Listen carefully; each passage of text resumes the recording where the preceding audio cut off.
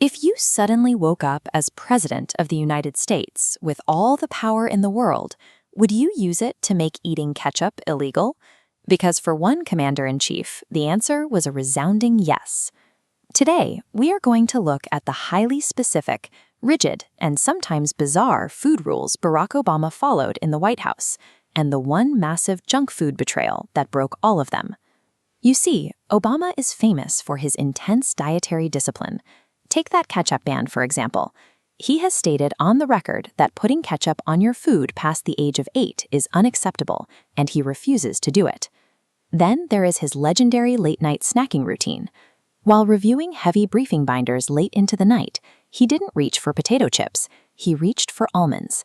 Exactly 7 almonds. Never 6, never 8. Always exactly 7. Counting out exactly 7 nuts every single night paints a picture of a guy with ironclad willpower. He sounds like the most disciplined eater on the planet, which is exactly why his biggest food secret is so surprising. If the president is that strict about his snacks, why did he have to order his own security team to literally confiscate his food? The answer is nachos, a towering, loaded plate of nachos. His specific obsession was the guacamole. He once admitted in an interview that if a plate was left in front of him, he would eat it until he had guacamole coming out of his eyeballs. It was such a problem that he actively commanded his staff to restrict his intake and hide the chips. If they left the bowl in the room, his willpower vanished, and the nachos would be gone. You can lead the free world, give speeches to millions, and eat exactly 7 almonds a night. But put a person in front of their absolute favorite snack, and every ounce of self-control goes right out the window. So we know he has a weak spot for snacks. But that brings us to a major geographical mystery. Why does Obama completely reject his own hometown's most legendary culinary invention?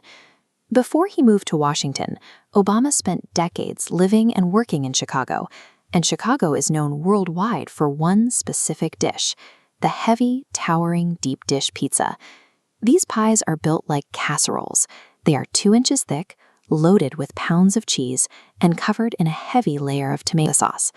But Obama thinks deep dish isn't actually pizza at all. He calls it tourist food. To him, a meal that requires you to sit down with a knife and a fork defeats the entire purpose of grabbing a slice. It turns out living in a city doesn't mean you automatically eat its most famous export. True locals usually skip the heavy, messy tourist traps and reach for something that actually makes sense to eat on a busy Friday night. When the Obamas wanted to order out, they skipped downtown and called a tiny takeout-only spot in their neighborhood called Italian Fiesta Pizzeria.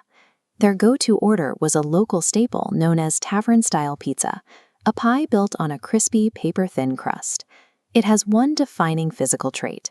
Instead of being sliced into large, floppy triangles, it is chopped into a grid of small squares. This design is pure practicality. The sturdy squares mean you can easily share a single pizza among a large group of friends, and you can eat it with one hand without getting sauce all over your face. Choosing a no-fuss, easily shared meal reflects the same practical streak that leads him towards simple slices over massive pies. For a busy local, tavern style is the version designed for convenience. Now, what happens when the commander-in-chief demands a dessert that almost everyone else on Earth absolutely despises? I'm talking about fruitcake. For decades, it has been the punchline of holiday dinners, a dense, dry brick stuffed with weird, neon-colored fruit. But the Obama White House had an advantage: pastry chef Bill Yasses, and he made it his personal mission to fix this universally hated dessert. Instead of the standard American version, he used a traditional Scottish recipe known as Dundee cake, which solves all the classic textural problems. He soaked the entire cake in 12-year-old aged rum, which kept the crumb perfectly soft and moist in the fridge for months. Then he packed it with high-quality candied papaya and pineapple and finished the top with a layer of crunchy roasted almonds. This recipe became an absolutely massive hit in the West Wing.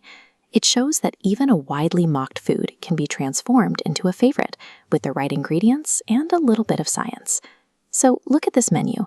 What do a massive pile of nachos, a square-cut pizza, and a rescued fruitcake actually tell us about a president? We are trained to view the presidency as incredibly formal, We picture dark suits, intense bracings, and massive dining rooms with gold-patterned chairs. But underneath all that historical weight is just a person with a rumbling stomach. Obama is a guy who stubbornly refuses to eat ketchup, counts out exactly 7 almonds before bed, and still has to literally hide the chips from himself to stop from eating a pound of guacamole. When you look at someone's favorite messy cravings, you strip away their intimidating title. You stop seeing a politician on a podium and start seeing a completely normal human being. So the next time you make up a weird rule for your midnight snacks or get fiercely defensive about how your pizza is sliced, just remember, you are eating exactly like a president.